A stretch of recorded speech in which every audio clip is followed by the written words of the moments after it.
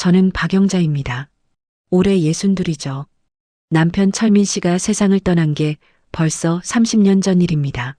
병원으로 고생하시다 가셨죠. 동철이가 겨우 3살 때였어요. 하루아침에 저는 과부가 됐습니다. 그날부터 제 인생은 하나였어요. 동철이를 잘 키우는 것. 새벽 4시면 눈을 떴습니다. 근처 오피스텔 청소 일을 했거든요. 계단을 닦고 복도를 쓸었죠. 6시까지 청소를 마치면 집으로 달려왔어요. 동철이 아침을 차려야 했거든요. 동철아, 일어나라. 학교 가야지. 애를 깨우고 밥을 먹였습니다. 동철이가 학교에 가면 저는 또 나갔어요. 식당으로요. 설거지 일이었습니다. 점심때부터 저녁 9시까지 일했죠. 기름때 묻은 그릇들을 닦았어요. 손이 튼 적도 많았습니다. 겨울에는 찬물이 뼛속까지 시렸죠. 하지만 참았어요. 동철이를 위해서요. 저녁이 되면 집으로 돌아왔습니다. 그때가 제일 힘들었어요. 작은 식탁 위에 계란 하나와 고등어 한 토막을 올려놨습니다. 그게 우리 저녁의 전부였거든요. 장을 보면서 늘 고민했죠. 계란을 살까, 고등어를 살까. 둘 다 사면 쌀을 못 샀어요. 동철아, 어서 먹어. 저는 계란과 고등어를 동철이 앞으로 밀어줬습니다. 동철이 눈이 동그래졌어요. 엄마는요? 엄마는 안 먹어요? 엄마는 신김치가 좋아. 이게 훨씬 맛있어. 거짓말이었습니다. 사실 저도 계란이 먹고 싶었어요. 고등어 기름 흐르는 살코기도 먹고 싶었죠. 입에 침이 고였습니다. 하지만 참았어요. 자라는 아이한테 영양이 필요했거든요. 저는 신김치에 밥만 말아 먹었습니다. 국물도 없이요. 매일 그렇게 먹었어요. 동철이는 무럭무럭 자랐습니다. 키도 크고 몸도 튼튼했죠. 공부도 잘했어요. 동네에서 소문난 수재였습니다. 엄마, 저 서울대 가고 싶어요. 중학교 3학년 때 동철이가 말했습니다. 저는 깜짝 놀랐어요. 서울대라니요. 과외비가 얼마나 드는데요? 하지만 저는 웃으며 말했습니다. 그래, 우리 동철이 똑똑하니까 할 수 있어. 그날부터 일을 더 늘렸어요. 새벽 청소, 식당 설거지에 더해 밤에는 아파트 경비실 청소까지 맡았습니다. 하루에 4시간 자고 20시간을 일했죠. 허리가 끊어지는 것 같았어요. 무릎은 계단을 오를 때마다 욱신거렸습니다. 하지만 견뎠어요. 진통제를 먹고 버텼죠. 동철이는 정말 서울대에 붙었습니다. 경영학과요. 합격증을 받던 날 저는 동철이를 끌어안고 울었어요. 우리 동철이 정말 대단해. 정말 장하다. 눈물이 멈추지 않았습니다. 기쁜 눈물이었죠. 대학 4년 동안 저는 더 열심히 일했어요. 등록금을 벌어야 했거든요. 돈이 모자라면 빚을 얻기도 했습니다. 동철이한테는 절대 말하지 않았어요. 애가 공부에만 집중했으면 좋겠었거든요. 동철이는 착했습니다. 아르바이트를 하며 생활비를 스스로 벌었어요. 편의점에서도 일하고 과외도 했죠. 엄마, 괜찮아요. 저 알아서 할게요. 얼마나 기특하던지요. 저는 가슴이 뿌듯했습니다. 대학을 졸업하고 동철이는 대기업에 취직했어요. 이름만 대면 누구나 아는 회사였습니다. 저는 동네 사람들한테 자랑하고 다녔죠. 우리 동철이가 말이야, 그 큰 회사 다녀. 서울대 나와서 그런지 바로 붙었어. 가슴이 얼마나 벅찼는지 몰라요. 2년 뒤에 동철이가 여자친구를 데려왔습니다. 이름이 지연이었어요. 키가 크고 피부가 하얗고 정말 예뻤죠. 명문대를 나왔고 좋은 회사에 다닌다고 했습니다. 어머니, 안녕하세요. 김지연이에요. 지연이는 공손하게 인사했어요. 옷도 깔끔하고 말투도 부드러웠죠. 저는 마음에 들었습니다. 1년 후 둘은 결혼했어요.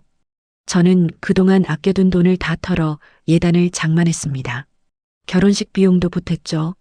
제 한복 하나 새로 맞추지 못했지만 괜찮았어요. 동철이가 행복하면 그걸로 충분했거든요.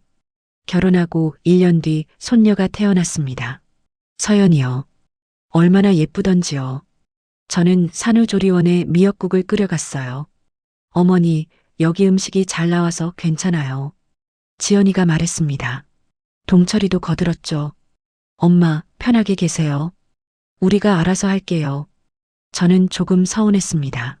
하지만 요즘 젊은 사람들은 다 그런가 보다 생각했어요. 동철이 부부는 강남의 새 아파트에 살았습니다. 방이 4개나 되는 큰 집이었어요. 주차장에는 외제차가 서 있었죠. 거실에는 큰 텔레비전이 있었고 가구도 다 새 것이었습니다. 반면 저는 여전히 10평짜리 원룸에 살았어요. 월세였습니다. 낡은 싱크대에 작은 냉장고 하나가 전부였죠. 텔레비전도 10년 넘은 거였어요. 하지만 괜찮았습니다. 동철이가 잘 사니까요. 제가 고생한 보람이 있었죠. 가끔 동철이네 집에 갔습니다. 갈 때마다 반찬을 만들어 갔어요. 동철이가 좋아하던 멸치볶음, 된장찌개, 장조림 같은 것들이요. 무거운 냄비를 들고 버스를 2번 갈아타고 갔습니다. 어머니, 감사해요. 지연이는 고맙다고 했습니다. 하지만 얼굴에는 별로 반갑지 않다는 표정이었어요. 동철이도 바쁘다며 금방 자기 방으로 들어가곤 했죠. 저는 손녀 서연이를 안고 놀아주다가 집으로 돌아왔습니다. 혼자 사는 원룸으로요. 텅 빈 집에 들어오면 마음이 허전했어요. 하지만 이게 제 인생이었습니다. 동철이를 위해 살았고 동철이는 잘 컸어요. 그걸로 됐다고 생각했죠. 그렇게 몇 년이 흘렀습니다. 손녀 서연이도 어느새 5살이 됐죠. 어느 날 동철이한테서 전화가 왔어요. 오랜만이었습니다. 1달 만이었던 것 같아요. 엄마, 우리 다음 주에 해외여행 가요. 저는 깜짝 놀랐습니다. 해외여행이라니요. 어디로 가는데? 유럽이요. 프랑스랑 이탈리아 이렇게 돌아보려고요. 목소리가 들떠 있었어요. 저는 가슴이 두근거렸습니다. 유럽이라는 말만 들어도 설렜거든요. 그래, 얼마나 가니? 일주일이요. 파리 가고, 로마 가고, 베네치아도 갈 거예요. 일주일이나요? 저는 평생 비행기 1번 못 타봤습니다. 부산도 기차 타고 가봤을 뿐이었죠. 제주도는 꿈도 못 꿨어요. 와, 좋겠다. 얼마나 드는데? 제가 물었습니다. 동철이가 대답했어요. 한 사람당 500만 원 정도요. 뭐, 좀 비싸긴 한데 평생 1번은 가봐야죠. 500만 원이요. 세 식구면 1,500만 원이었습니다. 저는 숨이 턱 막혔어요. 제가 1년을 꼬박 벌어도 모으기 힘든 돈이었거든요. 하지만 저는 애써 밝게 말했습니다. 그래, 정말 좋겠다. 엄마가 용돈이라도 보탤게. 100만 원이라도. 제 통장에는 1,000만 원이 있었습니다. 청소 일하며 조금씩 모은 돈이었죠. 나중에 제가 죽으면 장례비로 쓰려고 아껴둔 거였어요. 엄마는 됐어요. 우리가 알아서 갈게요. 동철이 목소리가 차가워졌습니다. 제 돈은 필요 없다는 말투였죠. 그래도 엄마가 조금이라도. 됐다니까요. 우리 벌어서 가는 거예요. 저는 입을 다물었습니다. 가슴이 답답했어요. 보태주고 싶었는데 거절당한 기분이었죠. 그래, 알았어. 조심해서 잘 다녀와라. 전화를 끊고 나서 한참을 멍하니 앉아 있었습니다. 동철이가 해외여행을 간다니요. 저는 평생 그런 거 못 해봤는데요. 일주일 후 동철이네 가족은 유럽으로 떠났습니다. 출국하기 전날 전화가 왔었죠. 엄마, 우리 내일 가요. 공항 일찍 가야 해서 바쁠 것 같아요. 그래, 조심해서 다녀와라. 서연이도 잘 챙기고. 네, 그럼요. 그게 전부였습니다. 저는 원룸에 혼자 앉아 있었어요. 텔레비전을 켰지만 내용이 들어오지 않았습니다. 며칠이 지났습니다. 저는 핸드폰을 자꾸 들여다봤어요. 동철이가 사진을 올리나 싶어서요. 과연 동철이는 사진을 올렸습니다. 에펠탑 앞에서 찍은 사진이었어요. 동철이, 지연이, 서연이가 활짝 웃고 있었죠. 행복해 보였습니다. 다음 날에는 베네치아 운하에서 찍은 사진이 올라왔어요. 곤돌라를 탄 모습이었습니다. 서연이가 손을 흔들고 있었죠. 그 다음 날에는 로마 콜로세움 앞 사진이었습니다. 지연이가 멋진 선글라스를 쓰고 있었어요. 저는 사진들을 하나하나 확대해서 봤습니다. 배경도 자세히 들여다봤죠. 에펠탑이 얼마나 높던지요. 베네치아 물은 얼마나 푸르던지요. 평생 한 번도 가보지 못한 곳들이었습니다. 저는 화면을 보며 눈물이 났어요. 부러웠습니다. 솔직히요. 일주일 후 동철이네 가족이 돌아왔습니다. 저는 다음날 전화를 걸었어요. 동철아, 잘 다녀왔니? 엄마가 반찬 좀 만들어 갈게. 엄마, 피곤해요. 다음에요. 동철이가 짜증 섞인 목소리로 말했습니다. 저는 서운했지만 참았죠. 그래, 알았어. 푹 쉬어라. 이틀 후 저는 멸치볶음과 된장찌개를 만들어 동철이네 집으로 갔습니다. 무거운 냄비를 들고 버스를 2번 갈아탔어요. 허리가 아팠지만 견뎠습니다. 문을 열어준 건 지연이었어요. 화장을 예쁘게 하고 있었죠. 어머니, 오셨어요? 반가운 표정은 아니었습니다. 저는 애써 웃으며 말했어요. 그래, 반찬 좀 해왔어. 동철이 좋아하는 멸치볶음이야. 거실로 들어갔습니다. 동철이가 소파에 앉아 핸드폰을 보고 있었어요. 옆에는 서연이가 인형을 가지고 놀고 있었죠. 할머니다. 서연이가 달려왔습니다. 저는 손녀를 안아 올렸어요. 우리 서연이 할머니 보고 싶었어? 응. 동철이는 일어나지도 않았습니다. 핸드폰만 보고 있었어요. 동철아, 여행 재밌었니? 제가 물었습니다. 동철이가 고개를 들었죠. 네, 좋았어요. 그뿐이었습니다. 더는 말이 없었어요. 저는 핸드폰을 꺼냈습니다. 사진 좀 보여줄래? 엄마도 구경하고 싶은데. 동철이가 핸드폰을 건넸습니다. 저는 사진을 하나씩 넘겨봤어요. 에펠탑, 개선문, 루브르 박물관, 베르사유 궁전. 정말 아름다운 곳들이었습니다. 와, 정말 멋지다. 엄마는 꿈에서도 못 가볼 곳이네. 제 입에서 저절로 나온 말이었어요. 진심이었습니다. 나도 평생 비행기 한 번 못 타봤는데 말이야. 저는 그렇게 중얼거렸습니다. 부러운 마음의 한 말이었어요. 그런데 동철이 얼굴이 굳었습니다. 엄마, 요즘 해외여행 흔한 거예요. 동철이 목소리가 차갑게 변했습니다. 너무 옛날 사람 같이 그러지 마세요. 요즘은 다들 가요. 저는 얼어붙었습니다. 동철이가 핀잔을 주고 있었거든요. 짜증이 섞인 말투였어요. 그때 지연이가 끼어들었습니다. 어머님도 체력적으로 힘드실 것 같아요. 지연이는 걱정하는 표정을 지었습니다. 하지만 눈빛은 차가웠죠. 오래 걸으시면 다리도 아프실 텐데 무리하시면 안 되잖아요. 어머님 연세도 있으시고. 지연이는 제 건강을 걱정하는 척했습니다. 하지만 저는 알았어요. 함께 가기 싫다는 뜻이었죠. 늙어서 짐이 된다는 말이었습니다. 그래, 그렇겠구나. 저는 겨우 그 말만 했습니다. 목이 메었거든요. 더 이상 말을 할 수가 없었어요. 가슴이 철렁 내려앉았습니다. 동철이와 지연이는 저를 짐으로 생각하고 있었던 거예요. 늙고 힘없는 시어머니, 여행에 데려가면 불편한 사람. 저는 소파에 앉아 있었지만 숨이 막혔습니다. 이 집에서 제가 환영받지 못한다는 게 느껴졌거든요. 저는 서서히 일어섰어요. 엄마, 벌써 가세요? 동철이가 물었습니다. 하지만 일어나지 않았어요. 말만 그렇게 했을 뿐이었죠. 그래, 엄마 갈게. 저는 현관으로 걸어갔습니다. 신발을 신는데 눈물이 났어요. 참으려 했지만 안 됐습니다. 집으로 돌아오는 버스 안에서 눈물이 멈추지 않았습니다. 창밖을 보며 참으려 했지만 소용없었어요. 옆자리 아주머니가 힐끗힐끗 쳐다봤죠. 저는 고개를 돌렸습니다. 원룸에 도착했어요. 문을 열고 들어서니 텅 빈 집이었습니다. 좁고 어두운 방이었죠. 저 혼자였어요. 냉장고를 열었습니다. 신김치 한 통과 밥이 조금 남아 있었어요. 그게 전부였죠. 저는 밥을 그릇에 퍼담았습니다. 신김치를 꺼내 얹었어요. 물을 부었습니다. 김치 국물이 희끄무레하게 퍼졌죠. 숟가락으로 밥을 떠먹었어요. 목이 메었습니다. 삼키기가 힘들었죠. 평생 이렇게 먹었습니다. 신김치에 밥 말아서요. 동철이한테 계란과 고등어를 다 주고 저는 이것만 먹었어요. 그게 제 인생이었습니다. 그런데 동철이는 몰랐어요.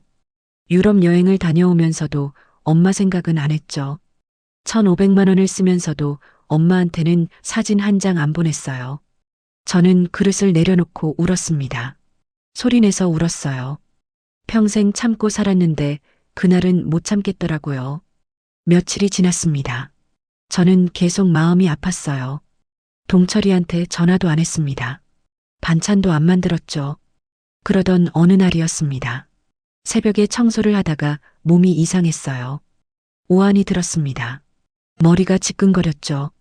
괜찮아, 조금만 참자. 저는 청소를 끝냈습니다. 집으로 돌아왔어요. 침대에 누웠죠. 그런데 몸을 움직일 수가 없었습니다. 열이 펄펄 끓었어요. 이불을 뒤집어 썼는데도 추웠습니다. 온몸이 떨렸죠. 감기 몸살이었어요. 물 좀 마셔야 하는데 일어나려 했습니다. 그런데 다리에 힘이 없었어요. 일어설 수가 없었죠. 저는 그대로 쓰러졌습니다.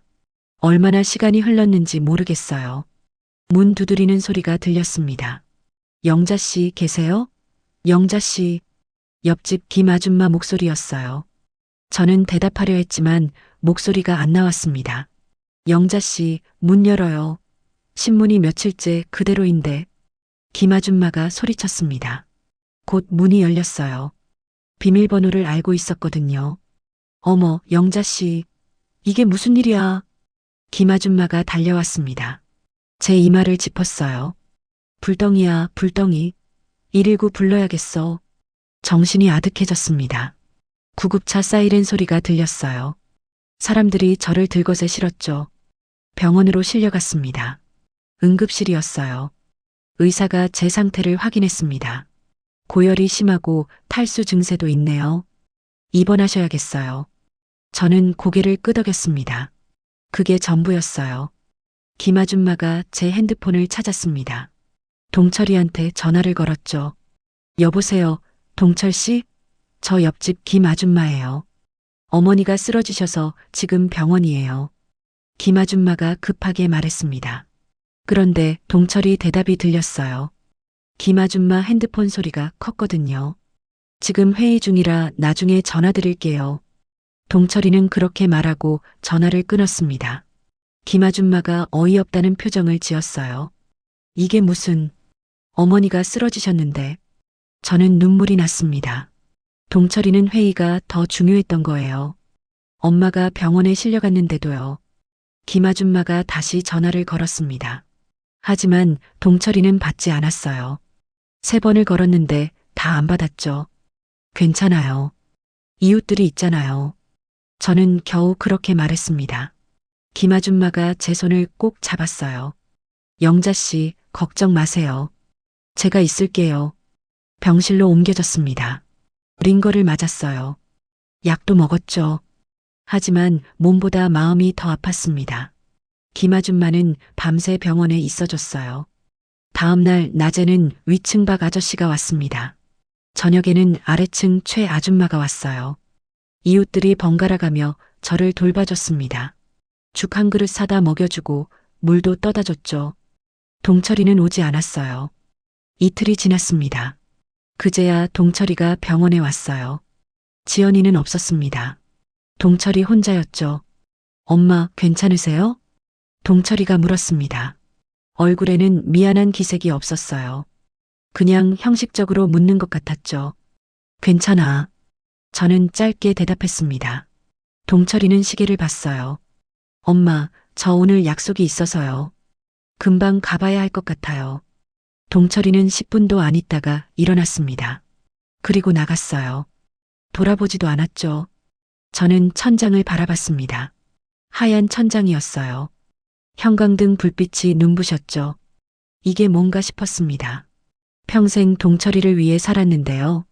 계란도 고등어도 다 동철이 주고 저는 신김치만 먹었는데요. 제가 쓰러졌는데도 동철이는 회의가 더 중요했어요. 이틀이나 지나서 왔죠.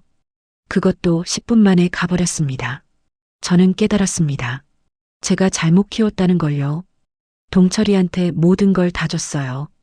희생했죠. 동철이는 그게 당연한 줄 알았습니다. 엄마는 자기를 위해 존재하는 사람이라고 생각했던 거예요. 저도 잘못이 있었습니다. 너무 다 해줬어요. 동철이가 원하는 건 뭐든지 들어줬죠. 제 삶은 없었습니다. 오직 동철이뿐이었어요. 그렇게 키운 결과가 이거였습니다. 엄마가 병원에 쓰러졌는데도 회의를 하는 아들. 10분 만에 가버리는 아들. 저는 결심했습니다. 이제 그만해야겠다고요. 동철이를 위한 인생은 이제 끝이라고요. 일주일 후 퇴원했습니다. 김아줌마가 집까지 데려다 줬어요. 영자 씨, 아들한테 한마디 해야 돼요. 이건 너무 심한 거예요. 김아줌마가 말했습니다. 저는 고개를 끄덕였어요. 알아요. 제가 할게요. 원룸문을 닫았습니다. 거울을 봤어요. 핏기 없는 얼굴이었죠. 늙어 보였습니다. 하지만 눈빛만은 달랐어요. 예전과 달랐습니다. 저는 마음을 굳게 먹었어요. 이제부터는 제 인생을 살겠다고요. 퇴원하고 사흘째 되던 날이었습니다. 저는 동철이한테 전화를 걸었어요. 동철아, 엄마 집에 좀 와라. 무슨 일이세요? 할 얘기가 있어. 동철이는 주말에 왔습니다. 혼자였어요. 지연이와 서연이는 안 데려왔죠. 엄마, 무슨 일이에요? 동철이가 소파에 앉으며 물었습니다. 저는 동철이 맞은편에 앉았어요. 한참을 말없이 동철이 얼굴을 봤습니다. 동철아, 이제부터 너희끼리 살아라. 저는 천천히 말했습니다. 동철이 눈이 커졌어요. 무슨 말씀이세요? 엄마는 엄마대로 살겠다. 너희는 너희끼리 잘 살아. 동철이는 당황한 표정이었습니다. 제가 이런 말을 한 적이 없었거든요. 갑자기 왜 그러세요? 병원에서 무슨 일 있었어요? 동철이가 물었습니다. 저는 고개를 저었어요. 아니야. 엄마가 생각을 많이 했어. 평생 너만 보고 살았는데 이제는 엄마 인생을 살고 싶구나. 엄마, 무슨 소리예요? 제가 뭘 잘못했어요? 동철이는 이해하지 못하는 눈치였습니다. 저는 한숨을 쉬었어요. 잘못한 건 없어. 그냥 엄마가 이제 너한테서 좀 떨어져 살고 싶은 거야. 그게 무슨... 됐어. 이제 반찬도 안 가져갈 거고 자주 연락도 안 할 거야. 너희는 너희끼리 잘 살아라. 저는 단호하게 말했습니다. 동철이는 입을 다물었어요. 뭐라 말해야 할지 모르는 것 같았죠. 동철이는 10분쯤 더 있다가 나갔습니다. 멍한 얼굴이었어요. 저는 문을 닫고 깊게 숨을 쉬었습니다. 다음 날 저는 동네 노인복지관에 갔습니다. 예전에 지나가다 본 적이 있었어요. 하지만 들어가 본 적은 없었죠. 동철이 집에 가느라 바쁘기도 했고 복지관은 제가 갈 곳이 아니라고 생각했거든요. 건물 안으로 들어갔습니다. 접수처에 직원분이 앉아 계셨어요. 어서 오세요. 처음 오시나요? 네, 그렇습니다. 회원 등록하시면 여러 프로그램 이용하실 수 있어요. 요가, 노래교실, 서예, 탁구, 당구도 있고요. 직원분이 친절하게 설명해 줬습니다. 저는 등록을 했어요. 어떤 프로그램에 관심 있으세요? 잘 모르겠는데요. 뭐가 좋을까요? 노래교실이 인기 많으세요. 오늘 오후 2시에 있어요. 저는 노래교실에 가보기로 했습니다. 오후 2시에 음악실로 갔어요. 어르신들이 10명쯤 앉아 계셨습니다. 어머, 새로운 분이네요. 어서 오세요. 한 할머니가 반갑게 말했습니다. 저는 인사를 했어요. 안녕하세요. 박영자라고 합니다. 저는 최순자예요. 여기 자주 오세요? 아니요, 오늘 처음입니다. 그래요? 잘 오셨어요. 여기 재밌어요. 선생님이 오셨습니다. 젊은 여자 선생님이었어요. 피아노 앞에 앉으셨죠? 자, 오늘은 동백아가씨 배워볼까요? 피아노 소리가 울렸습니다. 선생님이 노래를 가르쳐 줬어요. 어르신들이 따라 불렀죠. 저도 따라 불렀습니다. 노래를 부르는데 기분이 이상했어요. 가슴이 뻥 뚫리는 것 같았죠. 평생 이런 거 안 해봤거든요.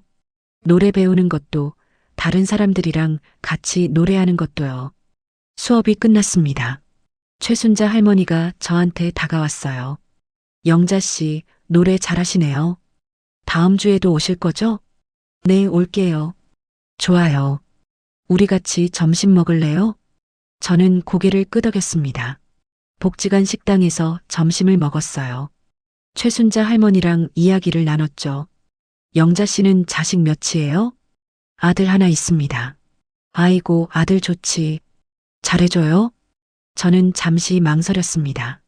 그리고 솔직하게 말했어요. 글쎄요. 요즘은 잘 모르겠어요. 그래요? 우리 다 그래요. 애들 다 컸으니까 제 할 일 하는 거죠. 우리끼리 재밌게 지내요.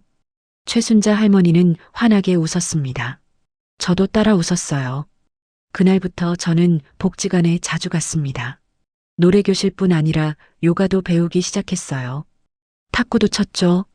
친구들이 생겼습니다. 최순자 할머니, 김영숙 할머니, 이정희 할머니 모두 비슷한 나이였어요. 다들 자식 키우느라 고생한 사람들이었죠. 우리 다 똑같아요. 자식 위에 평생 살다가 이제 우리 인생 사는 거예요. 김영숙 할머니가 말했습니다. 저는 고개를 끄덕였어요. 그 말이 가슴에 와닿았거든요. 동철이한테는 연락을 잘 안 했습니다. 동철이가 전화를 해도 받지 않을 때가 많았어요. 복지관에서 프로그램 중이었거든요. 며칠 후 동철이가 문자를 보냈습니다. 엄마, 반찬 없어요. 좀 해주세요. 저는 답장을 안 했습니다. 다음 날 또 문자가 왔어요. 엄마, 전화 좀 받으세요. 왜 이러세요? 저는 짧게 답했습니다. 엄마 바빠. 반찬은 너희가 해 먹어. 동철이한테서 전화가 왔습니다. 저는 받지 않았어요. 요가 수업 중이었거든요. 저녁에 집에 돌아와 전화를 걸었습니다. 엄마, 왜 전화 안 받으세요? 동철이 목소리에 짜증이 섞여 있었습니다. 바빴어. 복지관에서 요가 배우고 있거든. 복지관이요? 갑자기 왜요? 동철이는 놀란 것 같았습니다. 엄마가 복지관에 다닐 줄은 몰랐던 거죠. 왜긴 왜야. 재밌어서 다녀. 친구들도 생겼어. 그래도 반찬은 해주셔야죠. 아이도 잠깐 봐주시고요. 지연이가 일하느라 바쁜데. 동철이가 말했습니다. 저는 코웃음을 쳤어요. 지연이 바쁘면 동철이 내가 해. 엄마도 바빠. 엄마. 뭐야? 엄마한테 반찬 해달라고 조르려고 나왔니? 이제 다 큰 어른이 알아서 해. 저는 전화를 끊었습니다. 가슴이 시원했어요. 며칠 후 지연이한테서 전화가 왔습니다. 어머니, 요즘 왜 그러세요? 지연이는 불만 가득한 목소리였습니다. 왜긴 뭐가 왜야? 엄마도 내 인생이 있는데. 그래도 어머니가 반찬을 안 해주시니까 저희가 힘들잖아요. 그럼 너희가 해 먹어. 배달시켜 먹든지. 어머니, 저는 전화를 끊었습니다. 동철이와 지연이는 제가 자기들을 위해 계속 살아줄 거라 생각했던 거예요. 하지만 이제는 아니었습니다. 저는 복지관 친구들과 시간을 보냈습니다. 같이 밥도 먹고 수다도 떨었어요. 웃음이 많아졌죠. 거울을 보니 표정이 밝아져 있었습니다. 복지관을 다닌 지 한 달쯤 됐을 때였습니다. 최순자 할머니가 제안을 했어요. 영자 씨, 우리 제주도 갈래요? 복지관에서 2박 3일로 패키지 여행 가는데 저는 깜짝 놀랐습니다. 제주도라니요. 얼마나 드는데요? 1인당 40만 원이요. 비행기 타고 가서 호텔도 묵고 관광도 하고 그래요. 40만 원이었습니다. 적은 돈은 아니었죠. 하지만 제 통장에는 그 정도 여유가 있었어요. 청소 일을 계속하고 있었거든요. 저도 갈게요. 제가 말했습니다. 최순자 할머니가 손뼉을 쳤어요. 와, 좋아요. 영숙 씨, 정희 씨도 가기로 했어요. 우리 넷이서 가는 거예요. 저는 가슴이 두근거렸습니다. 평생 비행기를 못 타봤거든요. 제주도도 가본 적이 없었죠. 여행 일주일 전이었습니다. 저는 옷을 샀어요. 작은 옷가게에서 편한 바지와 티셔츠를 샀죠. 여행 가방도 샀습니다. 작은 캐리어였어요. 김 아줌마가 물었습니다. 영자 씨, 어디 가세요? 제주도 여행 가요. 복지관 친구들이랑요. 어머, 좋겠다. 잘 다녀와요. 김아줌마는 진심으로 기뻐해줬습니다. 동네 사람들한테도 자랑했어요. 나 제주도 간다. 비행기 타고. 얼마나 신났는지 몰라요. 여행 가는 날 아침이었습니다. 새벽 5시에 일어났어요. 공항에 7시까지 가야 했거든요. 짐을 챙기고 나왔습니다. 공항에 도착했습니다. 처음 와보는 곳이었어요. 사람들이 많았죠. 비행기가 이륙하는 소리가 들렸습니다. 영자 씨, 여기요. 최순자 할머니가 손을 흔들었습니다. 저는 달려갔어요. 김영숙 할머니와 이정희 할머니도 있었죠. 자, 이제 체크인하고 들어가요. 우리는 체크인을 했습니다. 탑승권을 받았어요. 손에 쥔 탑승권을 보니 실감이 났습니다. 제가 정말 비행기를 타는구나. 보안 검색을 통과하고 탑승구로 갔습니다. 비행기가 보였어요. 큰 비행기였죠. 와, 저게 우리가 탈 비행기예요? 제가 물었습니다. 김영숙 할머니가 웃었어요. 그렇죠. 처음이에요? 네, 평생 처음입니다. 저도 처음이에요. 우리 같이 떨어요. 우리는 웃으며 비행기에 탔습니다. 좌석에 앉았어요. 창가 자리였죠. 밖이 보였습니다. 비행기가 움직이기 시작했습니다. 천천히 활주로로 갔어요. 그러더니 속도가 빨라졌죠. 저는 손잡이를 꽉 잡았습니다. 비행기가 떴습니다. 몸이 뒤로 쏠렸어요. 창밖을 봤죠. 땅이 점점 멀어졌습니다. 건물들이 작아졌어요. 구름 위로 올라갔죠. 와, 저는 감탄했습니다. 구름이 이렇게 가까이 있다니요. 하늘이 이렇게 푸르다니요. 눈물이 났습니다. 62에 처음 타는 비행기였거든요. 평생 이런 걸 못 해봤어요. 동철이 키우느라 제 인생은 없었죠. 하지만 이제는 달랐습니다. 저도 제 인생을 살고 있었어요. 1시간쯤 지나 제주도에 도착했습니다. 공항 밖으로 나오니 바람이 달랐어요. 따뜻하고 부드러웠죠. 자, 버스 타요. 호텔로 가요. 우리는 관광버스를 탔습니다. 제주도를 돌아다녔어요. 성산 일출봉에도 갔고 섭지코지도 갔죠. 바다가 정말 아름다웠습니다. 저는 사진을 많이 찍었어요. 핸드폰으로요. 친구들과 함께 찍고 바다도 찍고 하늘도 찍었죠. 저녁에는 호텔에서 쉬었습니다. 방이 깨끗하고 좋았어요. 침대도 푹신했죠. 저는 침대에 누워 천장을 봤습니다. 행복했습니다. 진심으로요. 이런 기분이 언제 이후인지 몰랐어요. 아마 동철이 낳기 전 신혼 때 이유가 아니었을까 싶었죠. 다음 날은 한라산 둘레길을 걸었습니다. 숲길이 예뻤어요. 나무들이 울창했죠. 공기가 맑았습니다. 영자 씨, 힘들지 않아요? 최순자 할머니가 물었습니다. 저는 고개를 저었어요. 아니요. 전혀요. 너무 좋아요. 우리는 웃으며 걸었습니다. 중간에 쉬기도 하고 사진도 찍었어요. 서로 사진을 찍어줬죠. 제주도에서 이틀을 보내고 돌아왔습니다. 공항에 도착해서 집으로 가는 길이었어요. 저는 핸드폰을 켰습니다. 동철이한테서 문자가 와 있었습니다. 5통이었죠. 엄마 어디세요? 전화 좀 받으세요. 왜 연락이 안 돼요? 혹시 무슨 일 있으세요? 김아줌마한테 들었어요. 제주도 가셨다고요? 저는 문자를 읽고 코웃음을 쳤습니다. 그리고 사진을 몇 장 골랐어요. 비행기 탄 사진, 바다 앞에서 찍은 사진, 친구들과 함께 찍은 사진. 사진을 올렸습니다. 설명도 썼죠. 친구들과 제주도 여행 다녀왔어요. 평생 처음 타본 비행기. 너무 행복했어요. 올리고 나서 핸드폰을 끄려는데 동철이한테서 전화가 왔습니다. 받았어요. 엄마. 동철이 목소리가 높았습니다. 화가 난 것 같았죠. 왜? 엄마가 제주도를 가셨어요? 우리한테 말도 안 하고요? 말해야 돼? 엄마가 여행 가는데?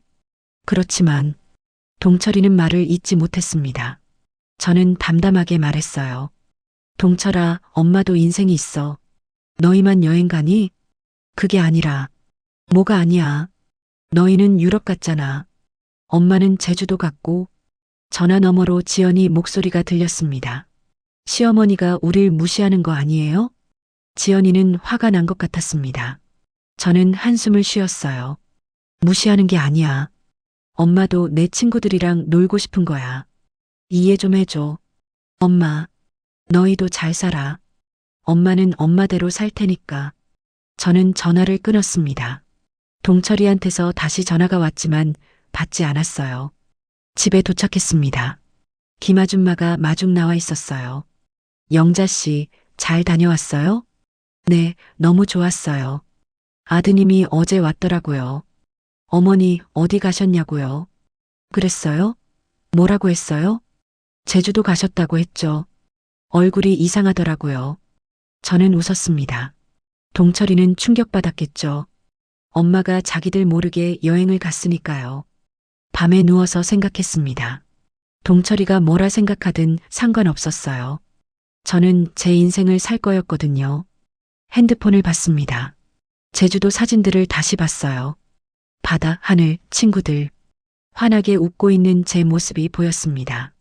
이게 진짜 제 모습이었습니다.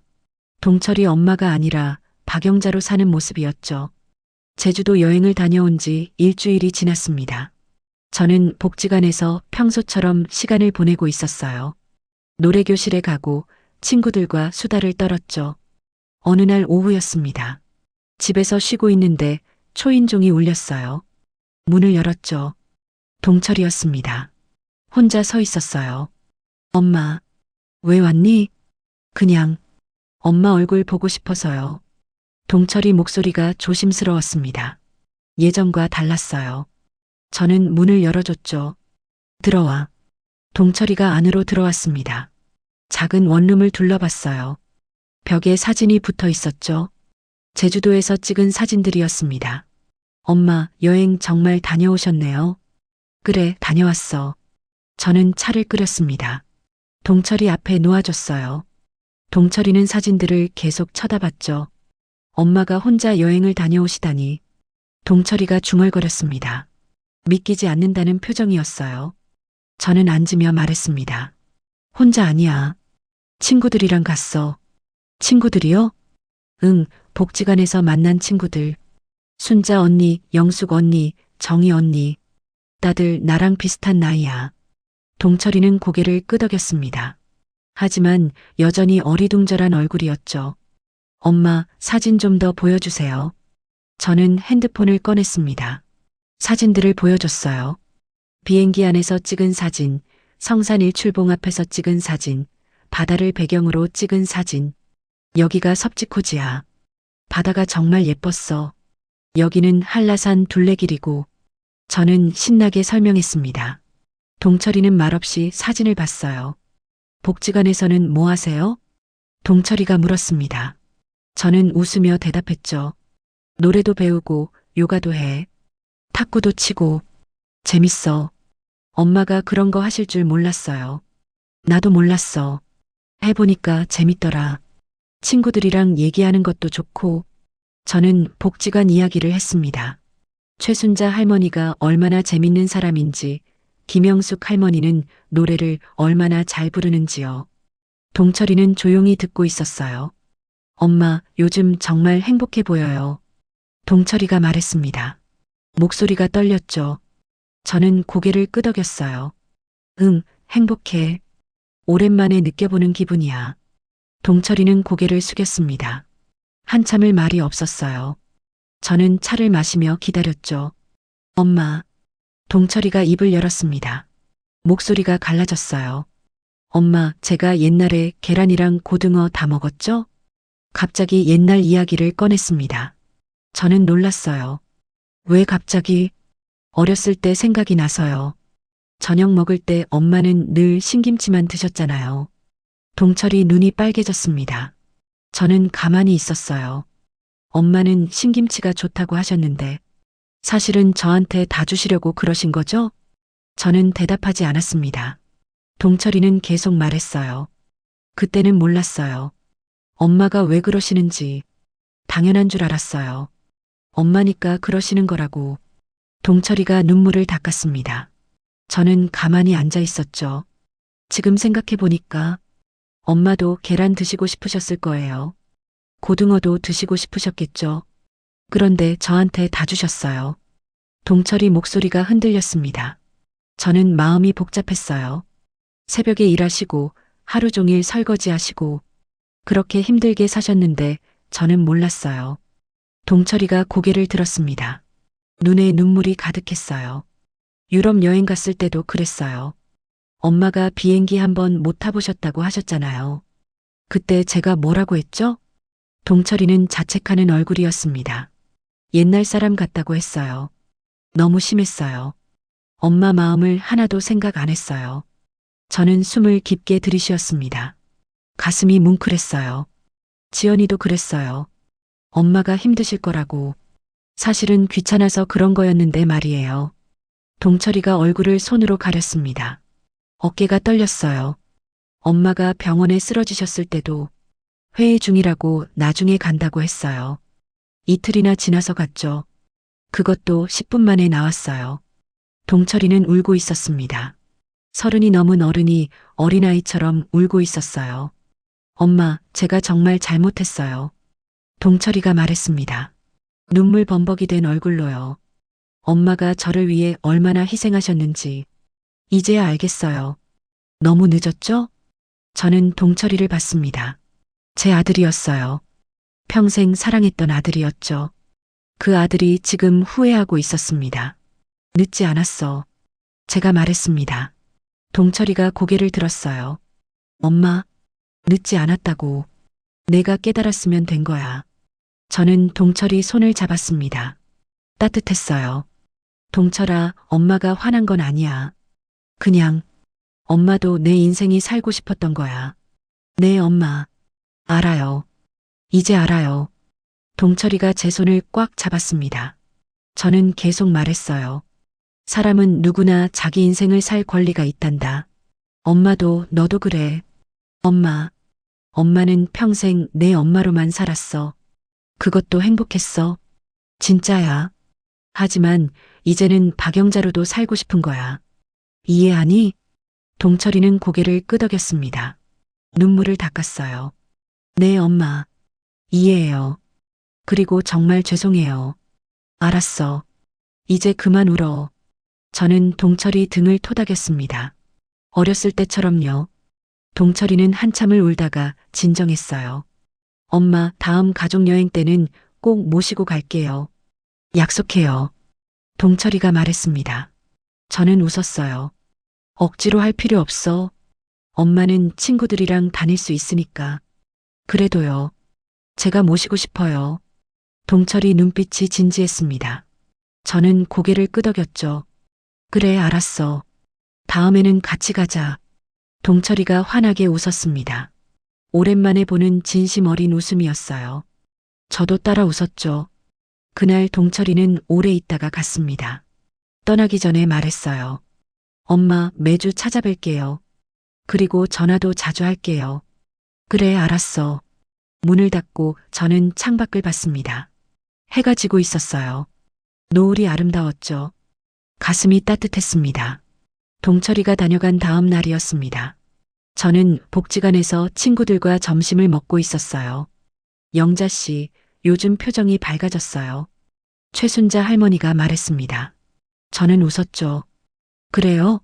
제가요? 응, 뭔가 좋은 일 있었어요? 아들이 어제 왔었어요. 오랜만에 진심으로 대화를 했죠. 어머, 잘 됐네요. 효자로 돌아온 거예요? 저는 고개를 끄덕였습니다. 가슴이 따뜻했어요. 그날 저녁이었습니다. 동철이한테서 전화가 왔어요. 엄마, 이번 주말에 우리 집에서 저녁 먹어요. 제가 직접 요리할게요. 동철이가 직접 요리를 한다는 말에 깜짝 놀랐습니다. 내가 요리를? 네, 배우고 있어요. 엄마한테 해드리고 싶어서요. 저는 웃음이 났어요. 기특했습니다. 그래, 알았어. 갈게. 주말이 됐습니다. 저는 동철이네 집으로 갔어요. 오랜만이었죠. 문을 열자 맛있는 냄새가 났습니다. 어머니 오셨어요. 지연이가 나왔습니다. 예전과 달랐어요. 얼굴에 미소가 있었죠. 그래, 잘 지냈니? 네, 어머니. 안으로 들어오세요. 지연이 태도가 달라져 있었습니다. 진심으로 저를 맞아주는 것 같았어요. 거실로 들어가니 동철이가 앞치마를 두르고 있었습니다. 주방에서 요리를 하고 있었어요. 엄마 오셨어요? 조금만 기다리세요. 거의 다 됐어요. 할머니, 서연이가 달려왔습니다. 저는 손녀를 안아 올렸어요. 우리 서연이 할머니 보고 싶었어? 응. 할머니 제주도 갔다 왔어요? 그래, 갔다 왔어. 다음에 서연이도 할머니랑 같이 가자. 좋아요. 서연이가 좋아했습니다. 저는 서연이를 안고 소파에 앉았어요. 지연이가 차를 내왔죠. 어머니, 요즘 복지관 다니신다고 들었어요. 그래, 재밌더라. 친구들도 생기고. 잘하셨어요. 어머니도 어머니 인생이 있으셨자죠. 지연이는 진심으로 말하는 것 같았습니다. 예전에 차가운 눈빛은 없었어요. 고마워. 이해해줘서. 아니에요. 제가 죄송했어요. 시어머니를 너무 소홀히 대했어요. 지연이가 고개를 숙였습니다. 저는 지연이 손을 잡았어요. 다 지나간 일이야. 이제부터 잘하면 돼. 동철이가 요리를 들고 나왔습니다. 된장찌개, 생선구이, 나물 반찬들이었어요. 엄마, 제가 만들었어요. 맛있을지 모르겠네요. 그래, 고생했다. 우리는 식탁에 둘러앉았습니다. 동철이, 지연이, 서연이, 그리고 저요. 따뜻한 가족 식사 자리였죠. 밥을 퍼담았습니다. 반찬들을 접시에 덜었어요. 저는 신김치를 집으려 했습니다. 그때 동철이가 제지했어요. 엄마, 이거 드세요. 동철이가 고등어 구이를 제 앞에 놓았습니다. 제일 큰 것으로요. 동철아, 이건 내가. 엄마, 이제 엄마가 드세요. 동철이가 단호하게 말했습니다. 눈빛이 진지했어요. 제가 다 먹을 나이는 지났어요. 평생 신김치만 드셨잖아요. 이제는 엄마가 드실 차례예요. 저는 가슴이 뭉클했습니다. 눈물이 날 것 같았어요. 동철이가 정말 달라졌더라고요. 그래, 고마워. 저는 고등어를 한 입 베어 물었습니다. 기름이 흘렀어요. 고소했죠. 얼마 만에 먹어보는 고등어인지 몰랐습니다. 맛있어. 제가 말했습니다. 진심이었어요. 동철이가 환하게 웃었죠. 다행이다. 유튜브 보고 배웠어요. 우리는 함께 저녁을 먹었습니다. 동철이가 만든 음식이었죠. 맛이 완벽하진 않았어요. 찌개가 좀 짰고 나물도 간이 센 편이었죠.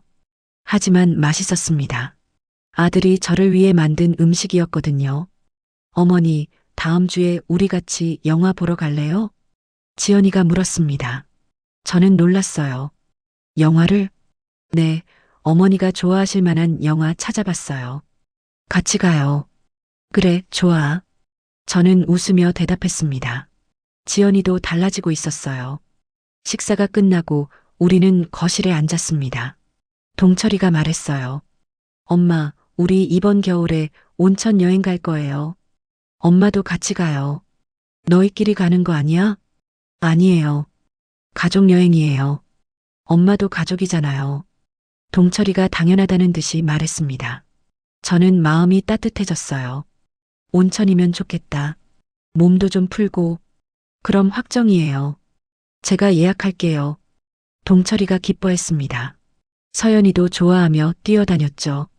할머니랑 여행 가요. 저는 서연이를 안아 올렸습니다. 손녀가 얼마나 예쁜지 몰랐어요.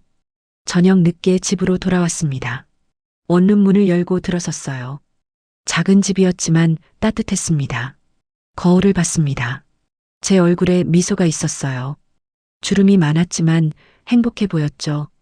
평생 힘들게 살았습니다. 남편을 일찍 여의고 혼자 아들을 키웠어요. 계란과 고등어는 다 동철이 주고 저는 신김치만 먹었죠. 새벽부터 밤까지 일했습니다. 하지만 이제는 달랐어요. 저도 제 인생을 살게 됐거든요. 복지관에 다니고 친구들을 만났습니다. 제주도 여행도 다녀왔죠. 그리고 동철이도 달라졌어요. 엄마를 엄마로만 보는 게 아니라 한 사람으로 존중해주기 시작했습니다. 지연이도 마찬가지였어요. 핸드폰을 꺼냈습니다. 오늘 찍은 사진들을 봤어요. 동철이네 집에서 찍은 가족 사진이었죠. 우리 넷이 함께 웃고 있었습니다. 저는 사진을 오래 들여다봤어요. 행복했습니다. 진심으로요. 예전처럼 동철이만을 위해 사는 건 아니었어요. 저도 제 친구들이 있었고 제 생활이 있었죠. 하지만 가족도 소중했습니다. 서로를 존중하는 가족이요. 침대에 누웠습니다. 천장을 보며 생각했어요. 앞으로 어떻게 살까요? 복지관 친구들과 또 여행을 갈 수도 있을 거예요. 동철이네 가족과도 여행을 갈 거고요. 무엇보다 저는 이제 저 자신을 위해 살 거예요. 박영자로요. 동철이 엄마이기도 하지만 그 전에 박영자였으니까요. 눈을 감았습니다. 마음이 평화로웠어요. 오랜만에 느끼는 평온함이었죠. 인생이 늦은 건 없다고 했습니다. 62에 시작한 제 인생이었지만 이제부터가 진짜였어요. 저는 미소를 지으며 잠이 들었습니다. 내일은 또 어떤 하루가 될까요? 복지관에서 친구들을 만나고 노래를 부르고 웃으며 하루를 보낼 거예요. 그리고 주말에는 동철이네 가족을 만나겠죠. 이게 제 새로운 인생이었습니다. 신김치만 먹던 삶에서 이제는 저도 고등어를 먹을 수 있는 삶으로요. 늦었지만 행복한 시작이었습니다.